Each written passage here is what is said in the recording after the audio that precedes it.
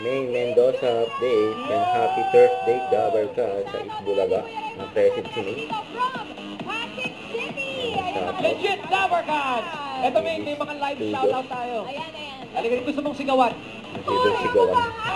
Shoutout guys! At welcome to studio mga Dabber Cats. Dito kayo, chill muna kayo sa bahay, lalo maulan ngayon. Manood muna kayo sa bahay. Yun, huwag na kayo magpabasa sa ulan. Diyan na kayo sa tuyong mga sala ninyo at mga kwarto. Sa Sabado po, meron na. Ito rin ang balitaan ko, May. Oo nga, wala ka. Hindi mo na witness. Sa Sabado po, Yellow King. Kuya Ray, parang babawi yata ang yellow. Kasi nilang paso namin sila nung Sabado.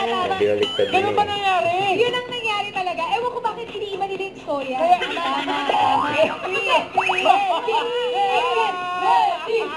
Alam nyo, mga Dabber Guys, kung hindi kayo up to date, i-check nyo sa YouTube channel at sa Facebook page ng Itbulaga kung ano talaga mga nangyayari. Babawi na lang kami, Kuya Ray. Totoo na, babawi ang Red sa Sabado. Yan!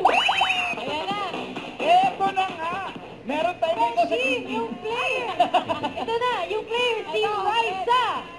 team lang to. Okay.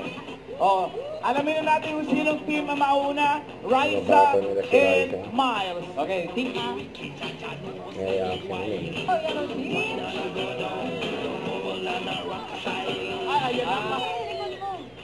Alright, here we go. Call number 4. Grabe, nakakawali na kami. Tatlo pa lang. 20 seconds to beat. Dito! So, panalo ang red team. Sana magawa nyo yan sa Sabado. Abangan nyo mga bagong challenge na lang sa Paris. At susugod ang pwede mga Dabber Cats. Kaya dyan na kayo, magbabalik pa ang Itbulaga. Try nila si Karen.